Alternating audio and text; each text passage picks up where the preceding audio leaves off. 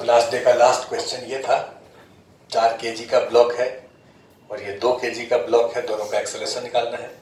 Surface frictionless है, अभी surface पे कोई फ्रिक्शन नहीं है।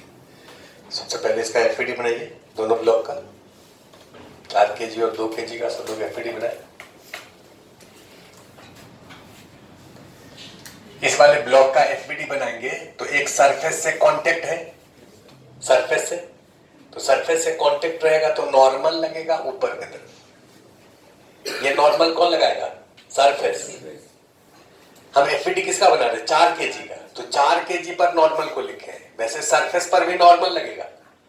ये 4 kg सरफेस पर नॉर्मल किधर लगाएगा? नीचे, लेकिन उसको नहीं दिखाएंगे क्योंकि एफईडी किसका बना रहे हैं? 4 kg। ये देखो लिख देते हैं, एफईडी 4 kg, तो नॉर्मल लग गया। उसके बाद mg किधर लगेगा? नीचे। कौन लगाएगा? ये mg कौन लगाएगा? कहो अर्थ लगाएगा, ब्लॉक नहीं। ब्लॉक पर तो लिखे कौन? हम कि तुम? अर्थ लगाएगा। कहो सर अर्थ कहां है? बोले यहां अर्थ ऐसे होगा, ऐसे, ये बड़ा सा अर्थ है, ये इस पर mg लगा रहे। ये अर्थ पर भी mg लगेगा। ये जो अर्थ है उसका ये सेंटर है, ये वाला ब्लॉक, इस पर mg इधर लगाएगा 4g। लेकिन क्या हमको एफईडी किसका बना रहे हैं? तो फिर इसका दिखाने की क्या जरूरत है? इसलिए इसको नहीं दिखाएंगे, केवल इसको दिखाएंगे। तो इसको मिटा देते हैं।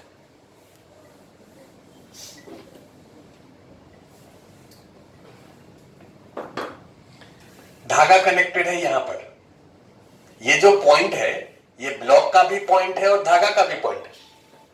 ये जो धागा है ये ब्लॉक पर फोर्स लिखेंगे तो धागा इधर खींचेगा,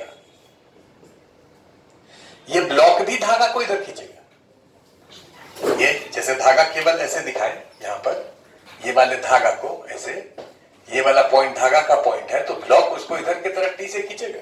लेकिन इसको नहीं दिखाया क्योंकि एफईडी किसका बना है? धागा का कि ब्लॉक का? तो फिर ब्लॉक पर दिखेंगे।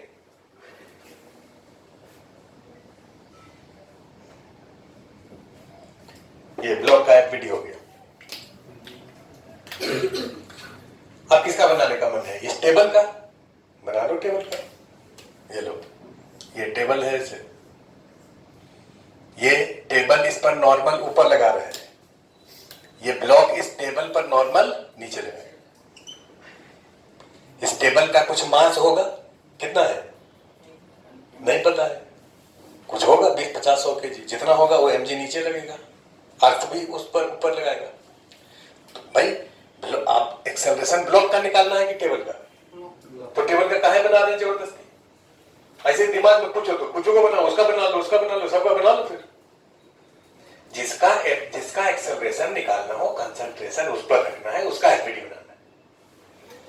लेकिन बात समझना ये भी है कि ये टेबल नॉर्मल लगाएगा, ये टेबल पर भी नॉर्मल लगाएगा, धागा इस पर टेंशन लगाएगा, ये धागा पर भी टेंशन लगाएगा। इसका बनाना है। यहां से यहां तक एक ही धागा है ऐसे, तो इसमें टेंशन टी, इसमें टेंशन टी, इस वाले में 2t होगा। डायरेक्ट लिखना सिखाए थे ना। तो इसका एफईडी बनाओगे तो इस पर नॉर्मल लगेगा? बोलो, कोई सरफेस से कांटेक्ट नहीं है, तो इसका mg नीचे लग गया 2g। और यहां पर ये जो पॉइंट है, इस पॉइंट पर तुम लोग टेंशन यहां लिख देते हो ऐसे। अब समझने वाला समझेगा कि ये टेंशन इसके लिए लिखे हो, किसके लिए लिखे हो।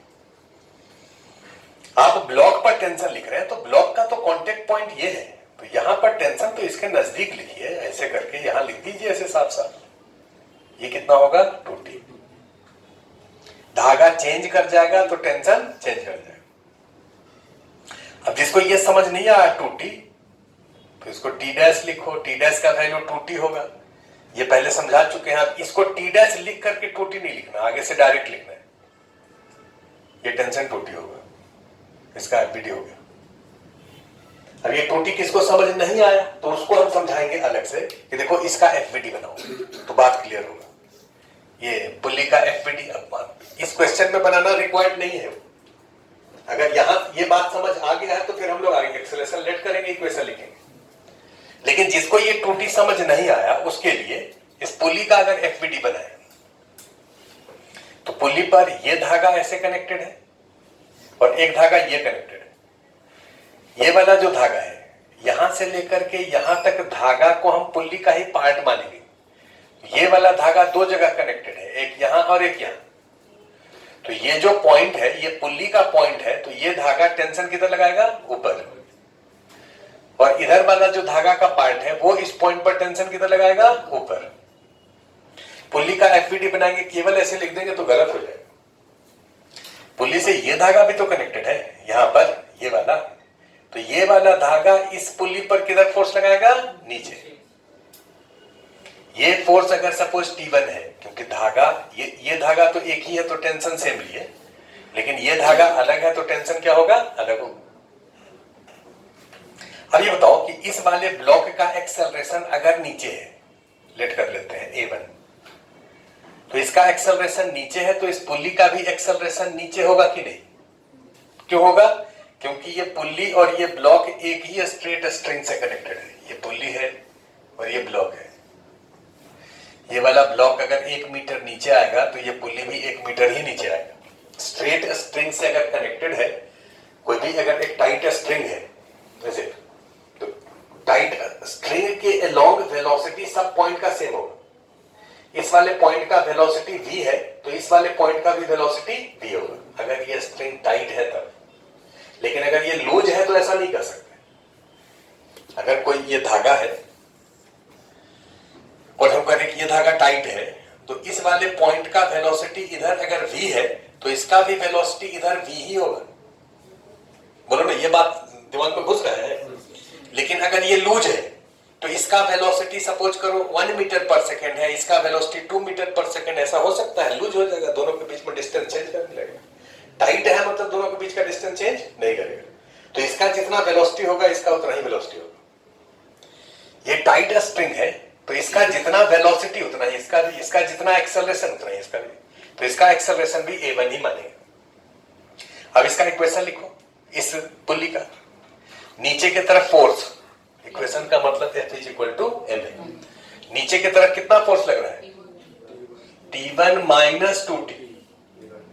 मास तो इसका है नहीं, तो नेट इतना ही फोर्स है। ये कितने के बराबर है? Mass of pulley into acceleration of pulley.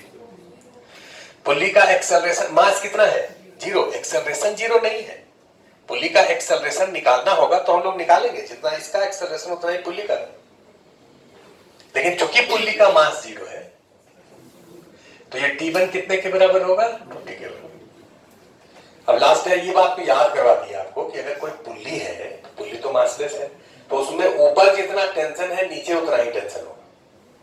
तो ऊपर टेंशन T है तो नीचे इसमें भी कितना होगा? 2T होगा। तो इस वाले धागे में डायरेक्ट आप 2T लिख सकते हैं। लेकिन इसका एफबीडी ऐसे बनाने के बाद तुम अगर कर दो कि सर इसमें इधर T इधर T लीजिए, हम बोले ये क्या है, तो कहोगे पुल्ली का एफबीडी। हम बोले ये गलत है। पुल्ली का एफबीडी बनाओगे तो यहां पर भी टेंशन नीचे 2T लिखना पड़ेगा। अब ये पुल्ली का एफबीडी हो, दो धागा, इसमें एक टेंशन लिख दे, नॉर्मल छोड़ दे, mg लिख दे, तो एफबीडी सही थोड़ा हुआ। जितना फोर्स है सब फोर्स को लिखना है, नहीं तो फिर कुछ मत लिखिए, केवल इसका और इसका एफबीडी बनाइए। एफबीडी कंप्लीट करिए। अब इसका एक्सेलरेशन अगर A1 है तो इसका एक्सेलरेशन क्या हम डायरेक्ट लिख सकते हैं? A1/2। डायरेक्ट नहीं लिखेंगे तो अब A2 मान लो। इसका एक्सेलरेशन A2 मान लिए, इसका एक्सेलरेशन A1 मान लो। अब इक्वेशन लिखेंगे, इसका इक्वेशन बोलो।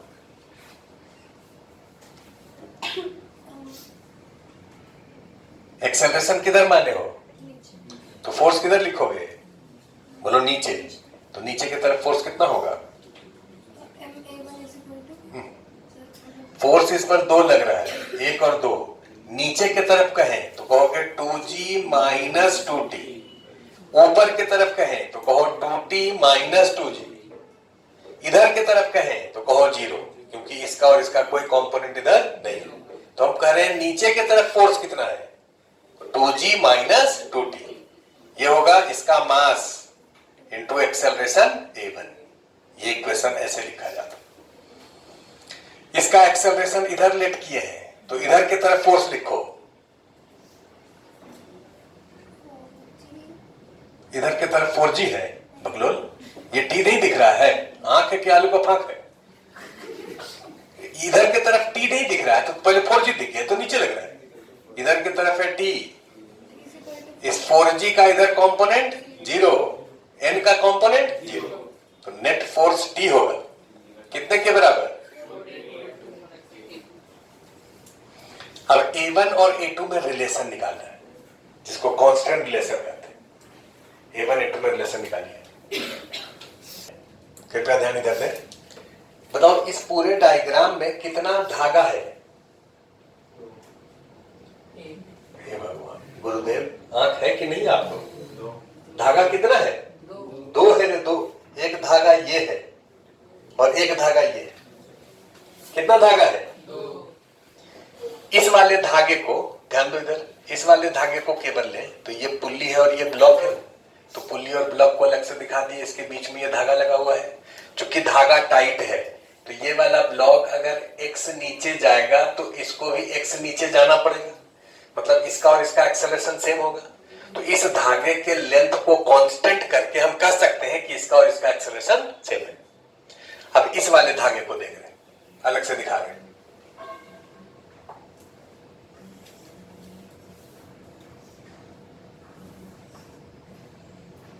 ये ब्लॉक है, ये धागा है, ये पुल्ली है और ये इससे कनेक्टेड।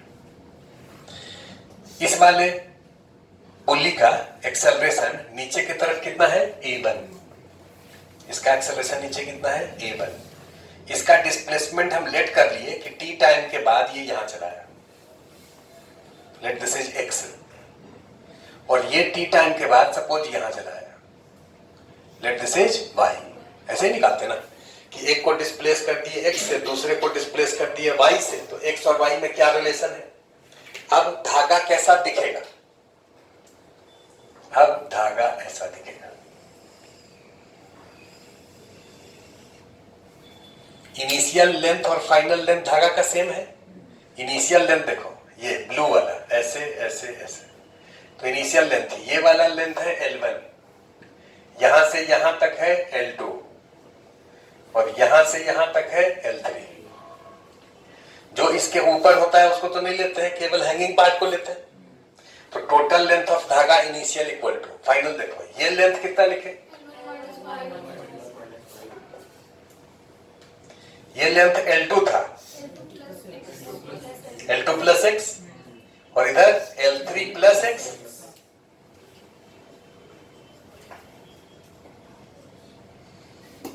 L2 प्लस x और फिर L3 plus x। L1 L2 L3 को काट दीजिए तो y कितने के बराबर? 2x। y डॉट कितने के बराबर? 2x double dot. Double dot करेंगे तो ये डबल डॉट एक्सेलरेशन होता है। तो इसका एक्सेलरेशन इधर की तरफ कितना मान्य हो? A2। जिधर डिस्प्लेसमेंट है उधर ही एक्सेलरेशन मान्य है ना, तो y डबल डॉट को कह सकते हैं A2, और x डबल डॉट, इसका डिस्प्लेसमेंट किधर है? नीचे, और एक्सेलरेशन किधर माने हो? नीचे, तो x डबल डॉट कितने के बराबर? A1। A2 equal to 2। मतलब इसका एक्सेलरेशन A1 है तो इसका एक्सेलरेशन इससे डबल हो जाएगा, 2A1 हो जाएगा।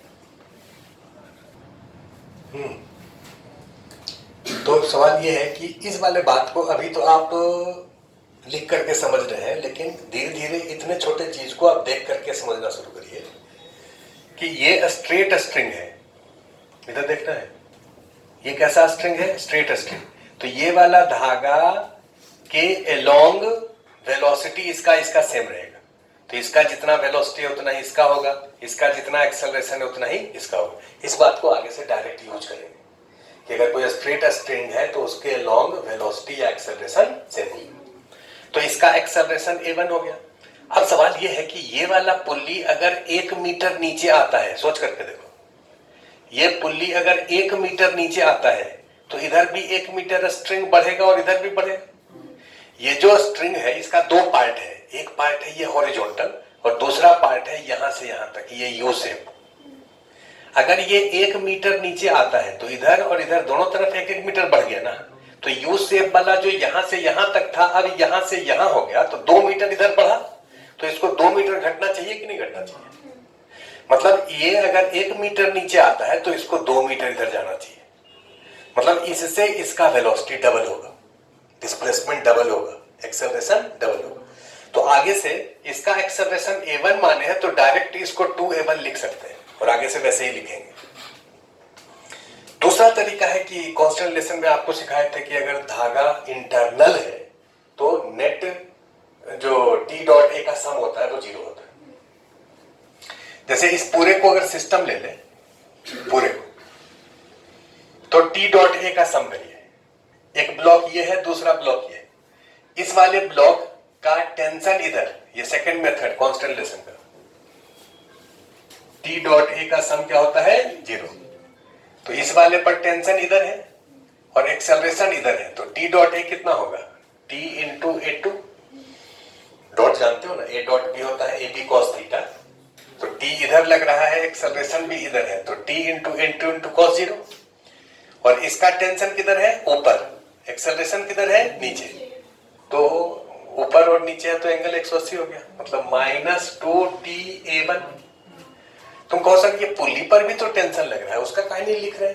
हम बोले पुल्ली पर ऊपर 2t है नीचे 2t है तो नेट 0 हो गया ना, बोलो।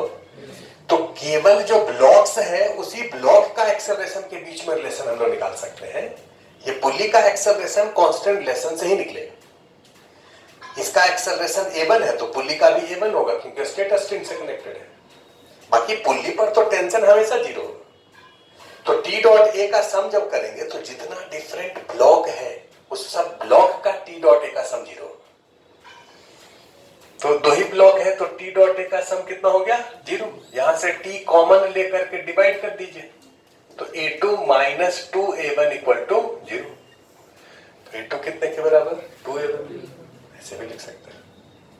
अब इसको सॉल्व करना है, हम क्या करते हैं, इसको 2 से गुना कर देते हैं इस इक्वेशन को, तो 2t इक्वल टू 4a2 और a2 को लिख देते हैं 2a1, तो a2 को 2a1 लिखोगे तो 8a1 हो जाएगा।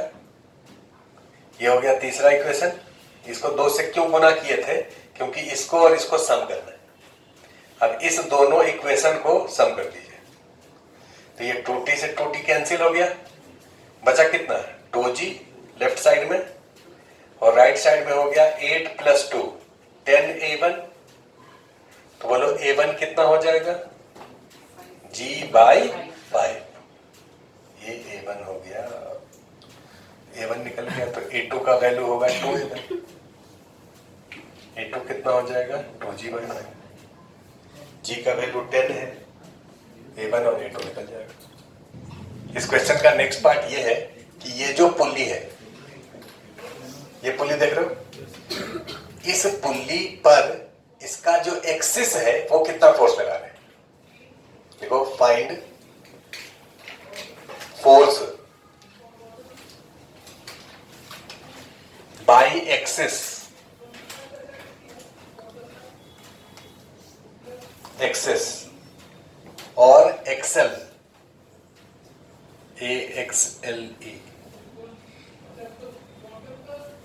On pulley A, on pulley A।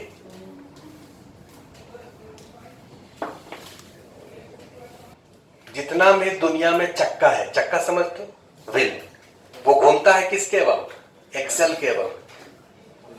कभी कोई मोटरसाइकिल या साइकिल ये सब देखे हो कि साइकिल उकिल देख के आंख बंद कर ले, तो ऐसे नहीं देखेंगे, ऐसा नहीं ना।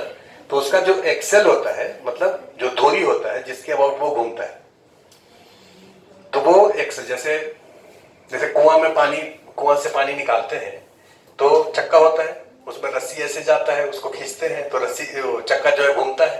तो चक्का घूमता है किसके अबाउट, हवा में, क्यों एक ऐसे एक रॉड रहता है, रॉड के अबाउट, ये रॉड जो है उसके अबाउट ये ऐसे ऐसे घूमता है।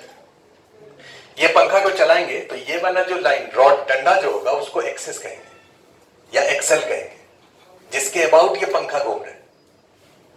तो किसी एक लाइन के अबाउट कोई बॉडी घूमता है तो उसी लाइन को एक्सेस करते हैं या एक्सेल करते हैं। ये वाला जो पुल्ली है, ये पुल्ली फिक्स्ड है, ये घूम नहीं रहा है, ये फिक्स्ड है, ये स्मूथ पुल्ली है और धागा इसके ऊपर स्लिप कर रहा है। तो ये जो पुल्ली होगा, ये वाला जो कॉर्नर है, ये कॉर्नर में ऐसे एक्सिस होगा और ये पुल्ली ऐसे होगा और धागा इसके ऊपर से पास कर रहा होगा। तो ये एक्सिस जो है वो इस पर कितना फोर्स लगा रहा है, ये बताना है।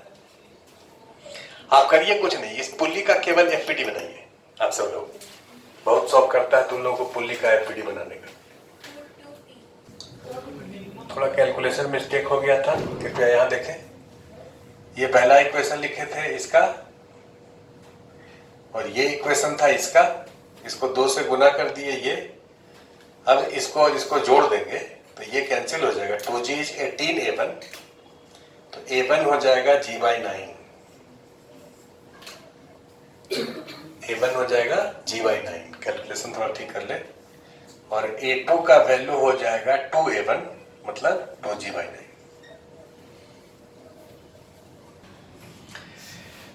इसका एफपीडी देखो, इस पुल्ली का, इसका सबसे पहले नॉर्मल से शुरू करिए। नॉर्मल किधर लगेगा? ये जो पुल्ली है, इस पुल्ली का एक्सेल ऐसे है, ये एक्सेल है और ये पुल्ली इससे ऐसे कनेक्टेड है। ये जो पुल्ली का कांटेक्ट है, ये तो इस एक्सेल के चारों तरफ है ऐसे। तो नॉर्मल किधर लगेगा? अगर सरफेस फ्लैट रहता है तो नॉर्मल सरफेस के नॉर्मल लिख देते हैं, लेकिन अगर सरफेस राउंड है, सरफेस कैसा है? राउंड, तब नॉर्मल का तीनों कंपोनेंट लिखना पड़ेगा। मतलब ये सरफेस इधर भी नॉर्मल लगाएगा, इधर भी लगाएगा और इधर भी लगाएगा। अगर कोई अननोन फोर्स है, हम ये कहें कि ये एक्सेल इस पर कितना फोर्स लगा रहे हैं, तो कौन सा पता नहीं है, तो उसका तीनों कंपोनेंट लीजिए, x component, y component, z component. अगर कोई अननोन वेक्टर है तो कैसे लेट करेंगे? उसका तीनों कंपोनेंट लेट करेंगे। तो ये जो एक्सिस है वो इस पर फोर्स लगाएगा, इधर के तरफ n1, इधर के तरफ n2 और इधर के तरफ, इसको क्या लिखें? डॉट। इसको क्या लिखेंगे? डॉट। डॉट का मतलब जेड एक्सिस। ये कितना होगा? n3। ये बात समझ आया? एक्सिस के कारण जब भी फोर्स लिखना है तो उसका तीनों कंपोनेंट लिखना पड़ेगा। बोलो एक बार। Very good. तो ये तीनों कंपोनेंट लिख दिए। कोई पूछे क्यों, तो कहोगे सर नॉर्मल किधर लिखे है इसका? तो नॉर्मल तो ये जो सरफेस है ये पूरा राउंड कांटेक्ट है, तो नॉर्मल जो है कोई फ्लैट सरफेस तो है नहीं। फ्लैट सरफेस रहता है तो वहां भी हम लोग तीनों कंपोनेंट लिखते हैं। जैसे कोई बॉडी अगर किसी फ्लैट सरफेस पर रखा है ऐसे, तो एक कंपोनेंट इसको नॉर्मल कहते हैं और बाकी जो दोनों कंपोनेंट है उसको फ्रिक्शन कहते हैं। क्योंकि ये बॉडी अगर स्लिप कर रहा है तो फ्रिक्शन इधर भी लगेगा, और अगर ऐसे स्लिप कर रहा है तो फ्रिक्शन इधर लगेगा, और अगर ये बॉडी ऐसे स्लिप कर रहा है तो जो फ्रिक्शन लगेगा उसका दोनों कंपोनेंट होगा। तो सरफेस के अलोंग जो फोर्स लगता है उसको फ्रिक्शन कहते हैं, जिसका दो कंपोनेंट हो सकता है, और नॉर्मल सरफेस के परपेंडिकुलर लगता है। तो यहां भी कांटेक्ट जब होगा तो तीनों कंपोनेंट लिखते हैं, लेकिन उस तीनों कंपोनेंट का स्पेशल नाम होता है कि सरफेस के परपेंडिकुलर वाले कंपोनेंट को नॉर्मल कहते हैं और सरफेस के अलोंग जो कंपोनेंट है उसको फ्रिक्शन कहते हैं। लेकिन अगर राउंड है, सरफेस कैसा है? राउंड, तो उसमें हम लोग उसका तीनों कंपोनेंट लेते हैं, इसको और इसको नॉर्मल कहेंगे और इसको फ्रिक्शन कहेंगे। अब फ्रिक्शन को F लिखो या N3 लिखो, उससे कोई फर्क नहीं पड़ता है। वेरिएबल का नाम क्या लिखे हैं उससे फर्क नहीं पड़ता। कौन सा इसको फ्रिक्शन क्यों कहेंगे? हम लोग देखो, अगर किसी राउंड से किसी बॉडी का कांटेक्ट है और इसका अगर स्लिपिंग टेंडेंसी सपोज करो इधर है तो फ्रिक्शन इधर लगेगा, और इसका स्लिपिंग टेंडेंसी इधर है तो फ्रिक्शन इधर लगेगा। बाकी कांटेक्ट इसका जो है राउंड पर हो रहा है, तो नॉर्मल का दो कोई भी इंडिविजुअल कंपोनेंट तुम ले लो, एक इधर ले लो, या एक इधर एक नीचे ले लो, कोई भी दो परपेंडिकुलर कंपोनेंट लेना है। तो यहां दो परपेंडिकुलर कंपोनेंट हम ले लिए। बाकी कौन सा फोर्स लगेगा? mg नीचे, लेकिन ये तो मासलेस है तो mg लिखने का कोई फायदा नहीं है। धागा दो जगह कनेक्टेड है, एक जगह यहां और एक जगह यहां, तो यहां पर धागा टेंशन लगाएगा नीचे और यहां पर धागा टेंशन लगाएगा इधर। देखो ये साफ साफ टेंशन लिखना जो है कहीं भी लिख देना और किधर भी लिख देना सही नहीं है। ये यहां दिख रहा है कि ये वाला पॉइंट पुल्ली का पॉइंट है, इसलिए टेंशन इधर लगाए। अगर ये पॉइंट इस धागा का पॉइंट होता तो टेंशन इधर लगाते, लेकिन अभी एफबीडी किसका बना रहे? पुल्ली का, तो टेंशन किस पर लिखेंगे? पुली पर। तो यहां टेंशन नीचे, यहां टेंशन ऊपर, केक्स नहीं लगेगा। सब फोर्स हो गया, 5 ही होता है ना। तो नॉर्मल लिख दिए, टेंशन लिख दिए, mg नहीं है, केक्स नहीं है, और फ्रिक्शन, इसमें अगर एक्सेल में फ्रिक्शन होगा तो ये N3 आएगा, नहीं होगा तो N3 नहीं आएगा। ये वाला पुली का एक्सेलरेशन किधर है? कौन नहीं है एक्सेलरेशन, रुका हुआ है। कौन? तो रुका हुआ है तो फोर्स सब डायरेक्शन में बैलेंस रहेगा। फोर्स सब डायरेक्शन में बैलेंस रहेगा, मतलब इधर के तरफ फोर्स बराबर इधर के तरफ फोर्स। इधर के तरफ फोर्स कितना? जोर से बोल रहे हैं क्या? थोड़ा धीरे कर देते हैं। इधर की तरफ फोर्स कितना? N1, और इधर की तरफ कितना? T। तो N1 कितने के बराबर? T। ऊपर की तरफ N2, नीचे की तरफ T, बराबर हो गया। इधर की तरफ N3, अंदर की तरफ 0, या कहो सक इधर की तरफ force N3 equal to mass into acceleration. तो एक्सेलरेशन कितना है? इधर 0 है, तो N3 क्या हो गया? 0। इसका मतलब ये N3 0 है, केवल N1 और N2 होगा। N1 और N2 कितने के बराबर होगा? T के बराबर। तो ये जो एक्सेल है उस पर फोर्स कितना लगा है? तो कहोगे N1I plus N2J plus N3K। तो N3 तो 0 है, 0K का वैल्यू 0 हो जाएगा। ये लिखने का तरीका समझ आया? तो ये जो फोर्स होगा एक्सेल के कारण, N1 का मैग्नीट्यूड T है, तो TI प्लस TJ। अब T का वैल्यू कैलकुलेट कर लो इसके पहले से। इसके पहले T का वैल्यू कैलकुलेट हम लोग कर लेंगे। इक्वेशन लिखे थे ना, इसका इक्वेशन या इसका इक्वेशन। इसका इक्वेशन क्या लिखे थे? T इक्वल टू 4A2, और A2 है 2A1, तो 8A1, और A1 कितना निकाले थे? G/9, तो 8G/9। ये टेंशन है, तो F हो जाएगा 8G/9 I plus 8G/9 J। अगर मैग्नीट्यूड पूछे कि ये एक्सेल कितना मैग्नीट्यूड लगा रहा है फोर्स का, तो इसका स्क्वायर करके अंडर रूट करेंगे। ये दोनों इक्वल है, तो 8G/9 बाहर हो गया, इंटू √2 हो जाएगा। ये मैग्नीट्यूड लिखिए। अगर हम इस पुली को केवल दिखाएं, यहां पर पुली को दिखाते हैं, और इस पुली पर जो फोर्सेस लग रहा है वो टेंशन इधर T है और टेंशन इधर T है। अगर केवल यही दोनों फोर्स लगाएं जैसे कि मनीषा लगाई थी, तो क्या ये पुली यहां रुका रहेगा? बोलो ना, एक बॉडी है जिस पर इधर T लग रहा है, तो क्या रुका रहेगा? इधर के तरफ मूव करेगा, नीचे की तरफ मूव करेगा, मतलब नेट इसका एक्सेलरेशन इधर के तरफ होगा। ये T और T का रिजल्टेंट किधर होगा? इस डायरेक्शन में, दोनों इक्वल है। कितना होगा? √2T। तो अगर इधर के तरफ ये मूव करेगा, लेकिन मूव तो नहीं कर रहा है क्योंकि ये तो स्टेशनरी है, इसका मतलब एक्सिस जो है वो इधर के तरफ फोर्स लगा रहा होगा, उसके अपोजिट में। ये एक्सिस जो फोर्स लगा रहे हैं उसका मैग्नीट्यूड कितना होना चाहिए? √2T। ये देख करके डायरेक्ट आप कह सकते हो कि ये T है, ये T है, तो ये कितना हो गया? √2T। वो तो वहां देखिए आप कह सकते हैं कि सर इधर T लग रहा है, इधर T लग रहा है, तो इधर √2T होगा। तो एक्सेल जो फोर्स लगाएगा अपोजिट डायरेक्शन में उतना ही लगाएगा, तभी तो मूव नहीं करेगा। तो एक्सेल के कारण फोर्स कितना हो गया? √2T। अब एंगल अगर पूछे तो कहो देखिए ये दोनों इक्वल फोर्स है, तो ये एंगल 45 है, तो ये भी 45 होना चाहिए। साइड में लिखो, आंसर डायरेक्ट ऐसे लिखेंगे आगे से। ये ट्रायंगुलर वेज है, ये एंगल 37 डिग्री है, और यहां पर ये कांटी लगा हुआ है, एक रॉड है या कांटी है जो भी। इस ब्लॉक का मास है 4 kg, जो कि इंक्लाइंड सरफेस पर रखा है, और ये सरफेस फ्रिक्शनलेस है। ये ट्रायंगुलर वेज फिक्स्ड है, और ये पुल्ली है, दिख रहा है, ये भी पुल्ली है। यहाँ पर 2 धागा है, एक ये एक ये। ये सब कोई कहने वाला नहीं रहेगा, डायग्राम केवल ऐसे दिया रहेगा, जो तुमको समझना है समझ लो, तो ऐसे ही समझना। कुछ कुछ नहीं लिखा है मतलब ये पुल्ली और ये धागा कैसा है, आइडियल है। केवल डायग्राम देख करके तुमको कहेगा दोनों का एक्सेलरेशन बताइए।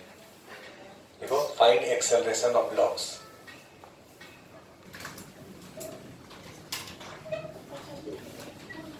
ये ब्लॉक का एफईडी बनाएंगे तो केवल ऐसे लिखेंगे 2G नीचे T ऊपर, बस कुछ नहीं करेंगे। अब हमको इसका एफईडी नहीं पूछा जा रहा है, इसका एफईडी नहीं पूछा जा रहा है। यहाँ टेंशन, ये सब जगह टेंशन फालतू नहीं देना है। यहाँ लिखो, इसमें स्टार्ट करो नॉर्मल से। ये सरफेस है तो सरफेस के परपेंडिकुलर लगेगा, नॉर्मल ऐसे लगेगा, नॉर्मल ऐसे नहीं लगेगा। बोलो इसमें और इसमें फर्क है कि नहीं? फोर्स को ऐसे लिख दें और ऐसे लिखें तो ये अलग अलग चीज है। तो नॉर्मल सरफेस के नॉर्मल लगेगा, और mg जो लगता है वो नॉर्मल के अपोजिट ऐसे नहीं लगता है, mg डाउनवर्ड लगेगा। mg किधर लगेगा? डाउनवर्ड। और यहां पर टेंशन इधर लगेगा, और ये टेंशन टूटी होगा। क्या कैसे टूटी होगा ये समझाते हैं। इस वाले पुल्ली से, ये बात तुमको देख करके लिखना है, नहीं लिख पा रहे हो अभी तो गलत बात है, एक दो क्वेश्चन के बाद हो सकता है लिखने लगो। ये जो पुल्ली है इसमें नीचे टी तो इसमें टूटी होना चाहिए, क्योंकि पुल्ली पर नेट फोर्स हमेशा 0 होता है। इस पुल्ली का अगर एफईडी बनाने का शौक कर रहा है, यहीं पर बना लो पुल्ली का। तो यहाँ टेंशन टी नीचे लिखोगे, इस वाले पॉइंट पर नीचे लिखोगे, यहाँ टेंशन ऊपर लिखोगे, तो ये टेंशन कितना होना चाहिए? टूटी होना चाहिए, तभी तो नेट 0 होगा। बोलो ना। तो इस वाले धागा में टेंशन कितना होगा? टूटी। इसका एफईडी हो गया रेड से जो दिखा रहे। अब उसके बाद एक्सेलरेशन लेट करिए, इसका और इसका एक्सेलरेशन लेट करो। देखो तो इसका एक्सेलरेशन अगर हम ए लेट करें, ध्यान से देखो, अब आगे से ऐसे लिखेंगे, थोड़ा सा एक एक स्टेप छोड़ छोड़ के लिखेंगे ना। इस वाले ब्लॉक का एक्सेलरेशन इधर ए अगर लिखें, इसका एक्सेलरेशन इधर ही होगा। ये बात समझ आता है? इधर क्यों नहीं होगा? क्योंकि इधर नॉर्मल है, और कॉमन नॉर्मल में रिलेटिव मोशन नहीं होता है। ये जो टेबल है ये नॉर्मल इधर लगा रहा है, और ये टेबल पर नॉर्मल इधर लगाएगा। कॉमन नॉर्मल का ये डायरेक्शन होगा, इस डायरेक्शन में रिलेटिव मोशन नहीं होगा। ये जो टेबल है उसका क्या इधर एक्सेलरेशन है? ये टेबल तो फिक्स्ड है, तो इधर एक्सेलरेशन टेबल का नहीं है, तो ब्लॉक का भी इधर नहीं होगा। क्योंकि ब्लॉक का अगर हो जाएगा तब तो नॉर्मल लगना बंद हो जाएगा, वो लिफ्ट कर जाएगा। उससे लिफ्ट नहीं कर रहा है ना, इसी सरफेस पर चल रहा है। लिफ्ट इसलिए नहीं कर रहा है क्योंकि mg का इधर कंपोनेंट है। mg का कंपोनेंट इधर कितना होता है? जोर से बोलो, mg cos थीटा, एक बार में लिखना है इसको। और इधर कितना होता है? कैसे याद है कि समझ करके? 4G sin थीटा समझ करके कि याद है? Very good.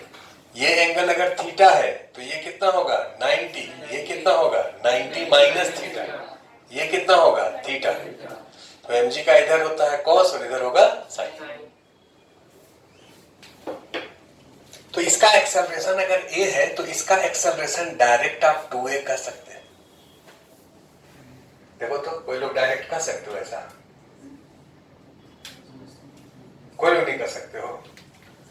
कोई बात नहीं, तो नहीं कर सकते हो तो हम भी नहीं करते। इसका a है, इसका a1 मान लो, और ये प्रूव करो कि a1 2a के बराबर होगा। आज के दिन प्रूव करके दिखाते हैं। लिखिए, कर सकते हैं। और इक्वेशन लिख रहे हैं, इसका इक्वेशन लिख रहे हैं। तुम ही बताओ, इसका इक्वेशन बोलो। 2G जल्दी से बोल दो। 2G तो ये टी हमारे लिए छोड़ दी हो। -2a। हाँ, तो अब वो देखो डंडा उधर देख करके बोलना। नीचे की तरफ पूछ रहे हैं, एक्सेलरेशन नीचे माने है ना, तो नीचे की तरफ पूछेंगे तो बोलना 2G minus T equal to 2a1। इसका बोलो तुम। 4G minus 2T equals to 4a। अरे डंडा ले। इस पर टोटल 3 फोर्स लग रहा है, 1 2 3, और हमको इस तीनों का कंपोनेंट लिखना है किधर? एक्सेलरेशन के तरफ। एक्सेलरेशन किधर है? Up the plane. तो अप द प्लेन सब फोर्स को रिजॉल्व करिए, बोलिए। ये mg तो नीचे है, इसका अप द प्लेन कंपोनेंट कितना होगा? 2t equals to चलो कोई होशियार लोग बोलो, तुम बोलो, चलो मनीषा तुम बोलो। हाँ इसका 2t minus mg sin theta equals to 4a।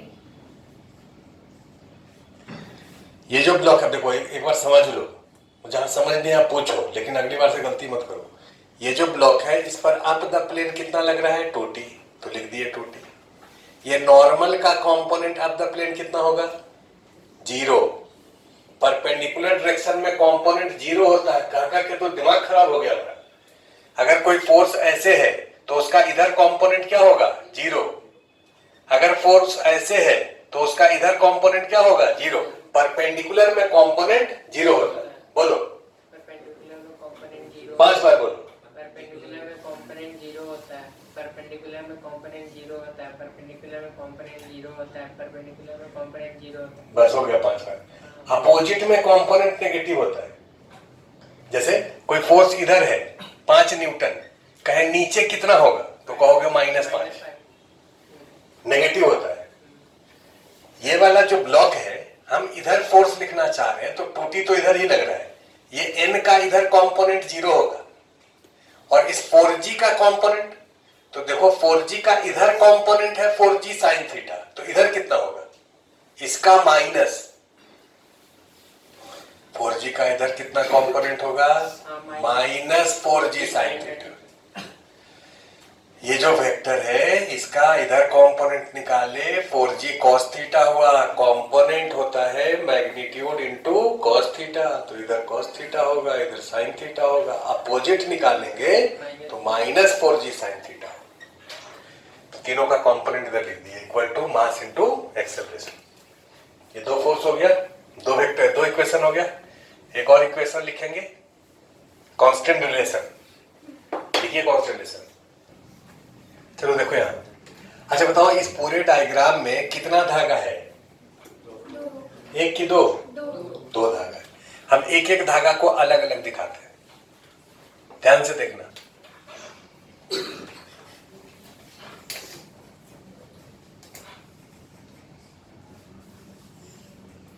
एक धागा ये है,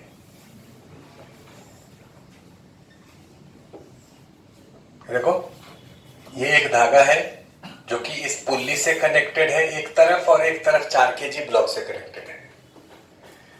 ये तो दिख रहा है ना जी। अब अगर इसका एक्सेलरेशन इधर के तरफ अप द प्लेन ए है, तो इसका एक्सेलरेशन नीचे के तरफ ए होगा। ये लिख करके बताएं कि बिना लिखे हुए समझते हो?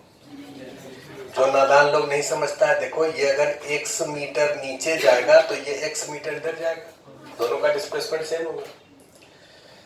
तो इस धागा के लेंथ को कांस्टेंट करके हम लोग इस निष्कर्ष पर पहुंचे कि ये ब्लॉक और इस पुल्ली का एक्सेलरेशन सेम होगा। अब दूसरा धागा को ले रहे हैं, दूसरा धागा को यहां लेते हैं। ये दूसरा धागा,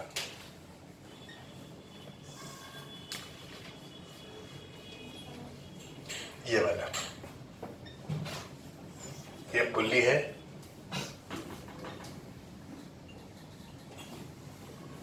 ये यहां पर ये नेल है या पेग है, जो भी कहो, और ये ब्लॉक है। इस ब्लॉक का मास है 2 kg। इस पुल्ली का ये वाला पुल्ली तो यहां है, इस पुल्ली का एक्सेलरेशन कितना है? a, और इसका एक्सेलरेशन कितना है? a1।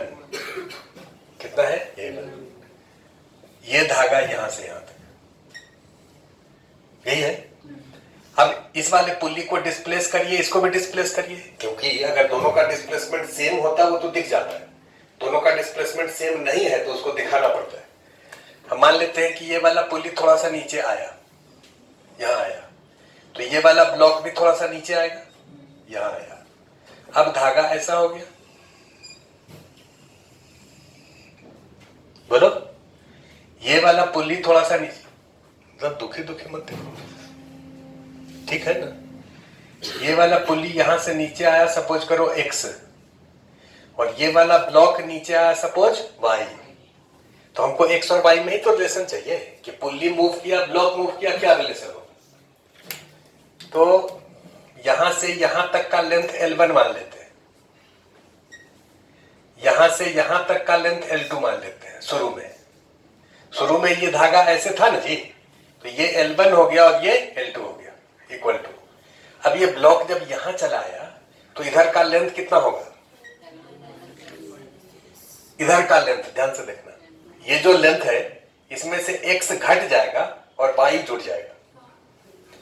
ये जो लेंथ है इसमें से x घटा दो और y जोड़ दो, मतलब L2 minus x plus y।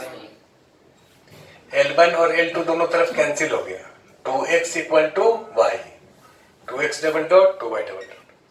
x double x इसका डिस्प्लेसमेंट है, इसका एक्सेलरेशन a है, तो a को कह सकते हैं x डबल डॉट, और a1 को क्या कहेंगे, y डबल डॉट। तो 2a इक्वल टू a1। लेकिन सवाल यह है कि इसको तुम डायरेक्ट सोच सकते थे। कैसे सोचते कि सर देखिए, ये अगर 1 मीटर नीचे आता है तो इधर और इधर दोनों तरफ 1 मीटर घटेगा ना, इधर भी 1 मीटर घटेगा, इधर भी 1 मीटर घटेगा, तो इसको 2 मीटर नीचे जाना चाहिए। बोलिए, तो इससे इसका डिस्प्लेसमेंट डबल होगा, वेलोसिटी डबल होगा, एक्सेलरेशन डबल होगा। देखिए, इसको टी डॉट ए से भी हम लोग सॉल्व कर सकते हैं। टी डॉट ए से तो आपको आता ही है। इस पूरे को सिस्टम मान लीजिए, तो ये वाला धागा और ये वाला धागा दोनों कैसा हो जाएगा, इंटरनल धागा हो जाएगा। कैसा हो जाएगा, तो इंटरनल धागा अगर है तो टी डॉट ए का सम 0 होता है।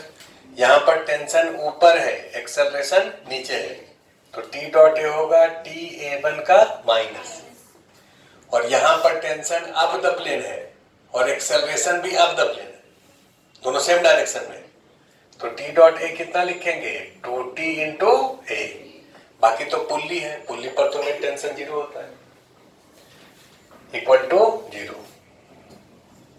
तो A1 इक्वल टू 2a। अब ये दोनों इक्वेशन को सॉल्व करना है, तो दोनों इक्वेशन को सॉल्व करना है तो तुम क्या करो कि इसको 2 से गुना कर दो, तो कितना हो जाएगा, 4g minus 2t equal to 4a1, और a1 के जगह 2a लिख दीजिए, तो 8a। अब इस दोनों को जोड़ दीजिए, तो जोड़ देंगे तो 2t कैंसिल हो जाएगा, बचा कितना, यहां लिख रहे हैं 4g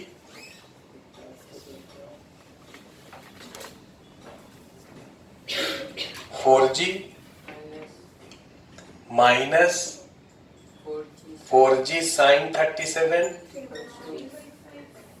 इक्वल टू 12। तो 4g को बाहर ले लीजिए, और 1 माइनस साइन 37 कितना होता है, इक्वल टू 12।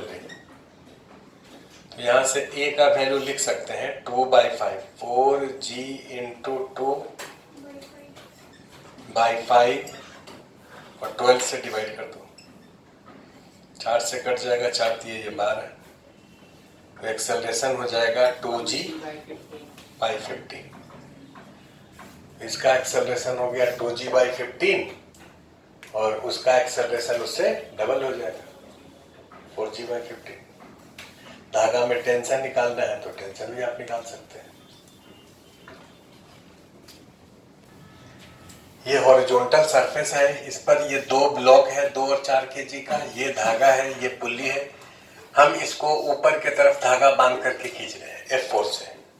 इस F फोर्स का वैल्यू फर्स्ट केस में है 20, सेकंड केस में 50, थर्ड में 100। आपको बताना है कि इस दोनों ब्लॉक का और पुल्ली का एक्सेलरेशन कितना होगा। Find acceleration of blocks and pulley.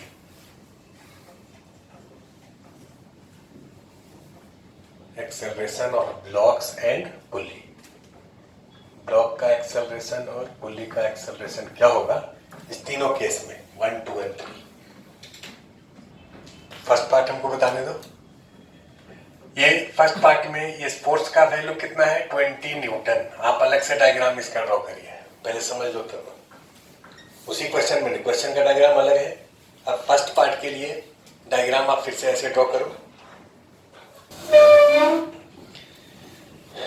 ये जो पुली है इस पर ऊपर के तरफ ये फोर्स कितना है 20 न्यूटन। ध्यान इधर इस वाले ब्लॉक का और इस वाले ब्लॉक का एफवीडी बना रहे हैं। इस वाले ब्लॉक पर फोर्सेस लगेगा, ये टेबल लगाएगा N1, ये धागा लगाएगा टेंशन और इसका वेट लगेगा 2G।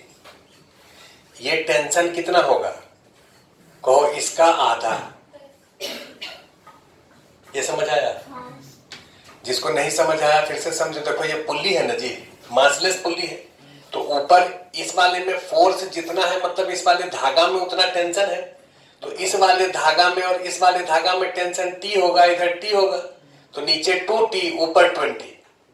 और पुल्ली पर तो हमेशा फोर्स बैलेंस रहता है, तो 20 is equal to how much 2T। अरे भाई इस पुल्ली का एफवीडी बनाओगे तो ये फोर्स तो ये हो गया टेंशन जो कि F लिखा है, बाकी फोर्स में टेंशन नीचे होगा और यहाँ टेंशन नीचे होगा। पुल्ली तो मासलेस है, उस पर तो फोर्स हमेशा बैलेंस रहता है। दिमाग में घुस गया ना।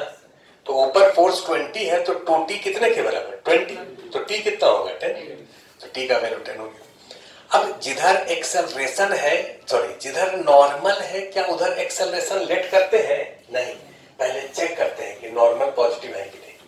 कोई भी बॉडी किसी सरफेस पर अगर रखा है, ये इस सरफेस पर रखा है, ये लिफ्ट करने का क्या कंडीशन है कि नॉर्मल 0 हो जाए। अगर इसका नॉर्मल इस पर है, सपोज ये इस पर 5 न्यूटन नॉर्मल लगा रहा है, तो क्या हम कह देंगे कि ये लिफ्ट कर जाएगा? कौन नहीं। कोई भी बॉडी किसी सरफेस से लिफ्ट, इधर सुनो ना, सुनना है तो लिखना नहीं है। कोई भी बॉडी किसी सरफेस से लिफ्ट अगर नहीं करता है मतलब नॉर्मल पॉजिटिव है, और लिफ्ट कर जाता है मतलब नॉर्मल 0 है। नॉर्मल नेगेटिव नहीं होता है, ठीक है। तो सबसे पहले इसका, अच्छा उसी तरह से इसका पहले एफईडी बना लेते हैं। इस पर नॉर्मल देखो किधर लगेगा ऊपर, टेंशन किधर लगेगा ऊपर, कितने के बराबर 10, और वेट कितना लगेगा 4G। इसका एक्सेलरेशन इधर मान लो और इसका एक्सेलरेशन इधर मान लो। क्या ऐसा करेंगे? कौन नहीं, जोर से कहो। क्यों नहीं करेंगे? क्योंकि सर जिधर नॉर्मल है उधर एक्सेलरेशन नहीं मानते हैं, पहले देखते हैं कि नॉर्मल पॉजिटिव है कि नहीं। मतलब इसका एक्सेलरेशन अभी 0, इसका 0 मानो। इसका एक्सेलरेशन अगर 0 है तो ऊपर की तरफ फोर्स बराबर नीचे की तरफ फोर्स। ऊपर फोर्स कितना N1 प्लस 10, नीचे की तरफ कितना 20, 2G का मतलब 20, तो N1 कितना होगा 10। ये N1 पॉजिटिव है कि नहीं? तो अगर N1 पॉजिटिव है और तुम कह दो कि इधर एक्सेलरेशन मान ले, तो क्या संभव है? ये N1 अगर पॉजिटिव है का मतलब इसका इससे कांटेक्ट है, और कांटेक्ट है तो इधर की तरफ एक्सेलरेशन नहीं होगा क्योंकि ये सरफेस रुका हुआ है। ये जो ब्लॉक है इसके लिए नॉर्मल निकालिए, इस पर फोर्स लिखो ऊपर की तरफ, N2 plus 10 equal to 40। N2 कितना हो गया 30। क्या इसका एक्सेलरेशन इधर होगा?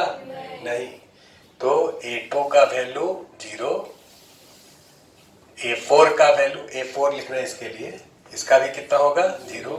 और ये दोनों अगर रुका है तो ये पुल्ली भी रुका रहेगा क्योंकि ये धागा इसके ऊपर से पास हो रहा है, तो एक्सेलरेशन और पुल्ली भी क्या होगा 0। आगे समझ लिखो, क्या समझो जरा। ये वाला फोर्स कितना है 50 न्यूटन, ध्यान इधर दो।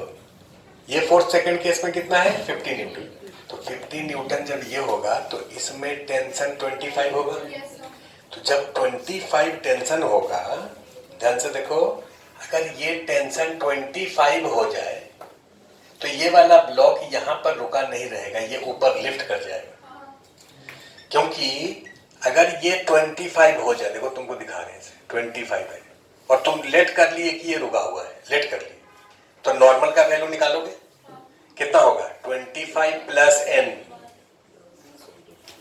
इज इक्वल टू 20, तो n1 कितना -5। क्या n1 -5 हो सकता है? नहीं। नॉर्मल तो हमेशा पॉजिटिव होता है, इसका मतलब ये केस पॉसिबल नहीं। इसका मतलब ये इसके कांटेक्ट में नहीं रहेगा, तो कांटेक्ट में नहीं रहेगा मतलब ऊपर एक्सेलरेट कर जाएगा। वैसे भी तुम होशियार लोग हो, अगर इसका वेट 2g है मतलब 20 न्यूटन है, तो इसको लिफ्ट करने के लिए मिनिमम कितना फोर्स चाहिए? 20 न्यूटन।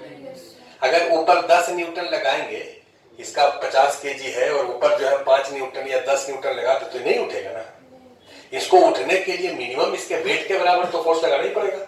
तो इसका वेट 20 है तो मिनिमम 20 लगाना पड़ेगा। 20 लगाएंगे तो नॉर्मल क्या हो जाएगा? 0। अभी भी एक्सेलरेशन नहीं होगा, लेकिन 20 से जैसे ही ज्यादा टेंशन होगा तब तो ये एक्सेलरेट कर जाएगा।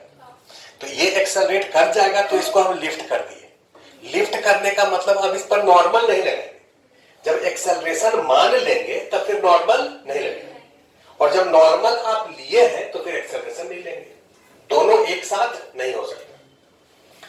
तो इसका एक्सेलरेशन ऊपर की तरफ होगा, क्योंकि ये बात हम यहां पर प्रूव कर दिए। ये 10 ही था। अब इसका एफवीडी अगर बनाए तो ये इस पर ये टेंशन कितना लगेगा? 25, और इसका वेट कितना लगेगा? 20। नॉर्मल लगेगा क्या? नहीं, ये 2g लिखे, 20 का मतलब 2g। ये वाला ब्लॉक जो है ये लिफ्ट नहीं करेगा। ये बात समझ आ रहा है? इसको लिफ्ट करने के लिए मिनिमम कितना फोर्स चाहिए? 40 न्यूटन। मिनिमम कितना चाहिए? अभी आप 25 लगा रहे हैं तो यहां नॉर्मल होगा, और ये नॉर्मल 15 के बराबर होगा। बिना लिखे हुए बता सकते हो, क्योंकि ये 4g नीचे। तो ठीक है, ये ब्लॉक एक्सेलरेट नहीं करेगा, ये प्रूव हो गया। ये वाला ब्लॉक एक्सेलरेट करेगा, इसका एक्सेलरेशन मान लेते हैं a2, और ये जब ऊपर जाएगा तो ये पुल्ली भी ऊपर जाएगा, इसका एक्सेलरेशन मान लेते हैं ap। पुल्ली तो ऊपर जाएगा ना भाई। अब इसका इक्वेशन लिखो, इसका इक्वेशन बोलो। 25 माइनस 20, एक्सेलरेशन ऊपर माने है ना, तो फोर्स किधर लिखेंगे? ऊपर। ऊपर होगा 25 माइनस 20 इक्वल टू 2a2। तो a2 कितना हो गया? 5/2। a2 कितना हो गया? 5/2। इस पुल्ली का एक्सेलरेशन, तो कौन सा पुल्ली पर फोर्स लिखिए। तो पुल्ली पर तो ऊपर जितना फोर्स है नीचे उतना ही फोर्स है, तो पुल्ली का एक्सेलरेशन क्या फोर्स इक्वेशन से कभी निकल सकता है? कदापि नहीं। पुल्ली का एक्सेलरेशन कांस्टेंट रिलेशन से ही निकल सकता है। तो कांस्टेंट रिलेशन से इसका एक्सेलरेशन आप लोग निकालिए। ध्यान दो इधर, ये जो पुल्ली है ये पुल्ली है और ये धागा है यहां से यहां तक, ये बता। इसका एक्सेलरेशन a2 है, इसका एक्सेलरेशन ap है। ये पुल्ली ऊपर गया कुछ दूर, मान लेते हैं ये कुछ दूर ऊपर गया यहां, इसका डिस्प्लेसमेंट मान लेते हैं x। ये डिस्प्लेसमेंट कितना मान लेते हैं? x। और ये ब्लॉक ऊपर गया, इस ब्लॉक का डिस्प्लेसमेंट मान लेते हैं y। अब धागा कैसा दिखेगा?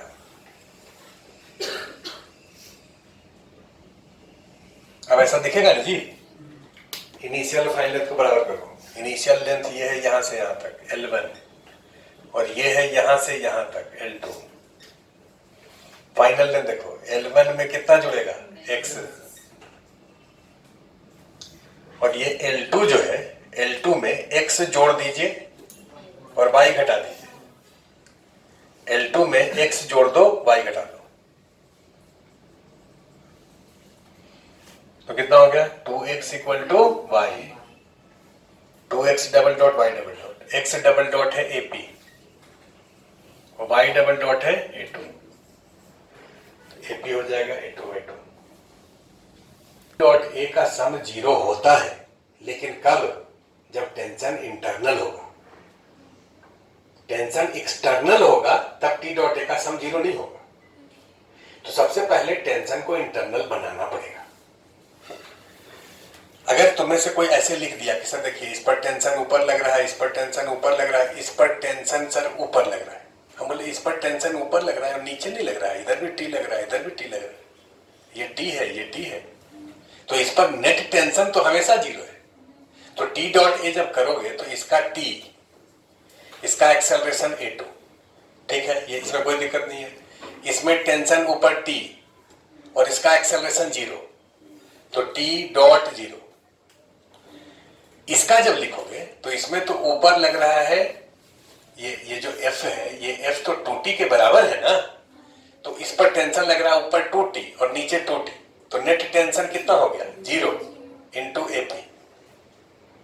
जब ऐसे लिखोगे, इसका सम 0 करोगे तो फिर तो A2 का वैल्यू 0 हो जाएगा। मतलब कहीं ना कहीं तो गलती है, और गलती ये है कि सिस्टम किसको ले रहे हैं, ये दोनों ब्लॉक और पुल्ली को सिस्टम ले रहे हैं, तो ये वाला धागा जो है वो एक्सटर्नल है, वो इंटरनल नहीं होगा। ये धागा इंटरनल है, ये धागा क्या है, एक्सटर्नल है। तो जो टी डॉट ए का सम किसी सिस्टम के लिए करते हैं तो उसमें टेंशन क्या होना चाहिए, इंटरनल होना चाहिए। तो इंटरनल टेंशन के लिए मतलब हम सिस्टम अगर इसको लेंगे तो इसी धागा का टेंशन इंटरनल होगा, ये टेंशन नहीं लेंगे, वो तो एक्सटर्नल टेंशन है। केवल इस धागा को अगर सिस्टम ले तो इसके लिए टी डॉट ए का सम 0 होगा। तो केवल इसको अगर सिस्टम ले तब देखो इक्वेशन कैसे लिखेंगे। केवल हम इस वाले धागा को सिस्टम ले रहे, मतलब इसको पुल्ली को ले रहे, ये धागा एक्सटर्नल है, तो बोलो टी डॉट ए, इसका टेंशन टी, एक्सेलरेशन A2, इसका टेंशन T, एक्सेलरेशन 0, इसका टेंशन 2T, ये लेना है केवल, ये नहीं लेना है, तो 2T और एक्सेलरेशन ऊपर माइनस AP इक्वल टू 0। अब बोलो A2 कितना हो गया 2AP। समझ आया? नहीं बोल रहे हो, बोलो ना हाँ ना। फिर से एक बार समझाते, देखो एक मिनट जाए समझ तो लेना। ये जो सिस्टम है, इस सिस्टम में ये अगर हम इसको और इसको सिस्टम लेते हैं तो ये एक्सटर्नल टेंशन है। लेकिन हम लोग क्या करते हैं कि वो जो एक्सटर्नल टेंशन है उसको भी अगर इंटरनल बना ले, एक्सटर्नल को इंटरनल को एक्सटर्नल बना सकते हैं जी। दो भाई है, दोनों में फोर्स देखना है तो एक को हम एफईडी बनाते हैं, है ना। वैसे ही अगर हम कहें कि ये जो सिस्टम है इसमें ये जो पॉइंट है ये ओपन पॉइंट है, इस ओपन पॉइंट को भी क्लोज कर दो, यहाँ एक ब्लॉक लेट कर लो अपने से। आगे से देखो ऐसा करोगे सुविधा होगा। जब भी किसी क्वेश्चन में ओपन पॉइंट समझ लो, कोई बाहर से खींच रहा है तो उधर कोई ब्लॉक लगा हुआ नहीं है, तो जो भी ओपन पॉइंट है उसको आप एक ब्लॉक मान लीजिए, लेट कर लीजिए, ये एक ब्लॉक है। अब ये पूरे सिस्टम को कंसीडर करो, 4 kg को, 2 kg को और m को। अगर इसको तीनों को सिस्टम मानोगे तब ये धागा और ये धागा दोनों इंटरनल हो जाएगा। दोनों क्या हो जाएगा? इंटरनल। लेकिन केवल इसको और पुल्ली को मानोगे तब ये धागा इंटरनल नहीं होगा, एक्सटर्नल होगा। तो अगर इस धागा को भी इंटरनल बनाना है तो जितना ओपन पॉइंट है सबको ब्लॉक से क्लोज कर दीजिए। अब उसके बाद टी डॉट ए का सम करिए। तो देखो यहाँ पर टेंशन टी ऊपर है, यहाँ टेंशन टी ऊपर है, इस पर टेंशन ऊपर कितना है 2T, नीचे है T, नीचे है T। तो भाई पुल्ली है तो पुल्ली पर नेट फोर्स तो 0 होता है, इसका टी डॉट ए का सम लिखने का जरूरत नहीं है। इस वाले ब्लॉक की अगर बात करेंगे तो यहाँ तो 2T नीचे लगेगा, इस ब्लॉक पर 2T किधर लगेगा? नीचे। इस पुल्ली का जितना एक्सेलरेशन ऊपर है इस ब्लॉक का भी एक्सेलरेशन उतना ही ऊपर होगा। ये बात समझ आ रहा? क्योंकि ये स्ट्रेट स्ट्रिंग से कनेक्टेड है। अब टी डॉट ए का सम करिए, इसका एक्सेलरेशन ऊपर है A2, टेंशन है ऊपर, तो बोलो T_A2, इसमें टेंशन ऊपर है, एक्सेलरेशन 0 है, तो 0 हो गया। अब इसका नहीं लिखेंगे क्योंकि इसका तो नेट टेंशन 0 है। इसके लिए लिखो 2T नीचे और एक्सेलरेशन ऊपर इक्वल टू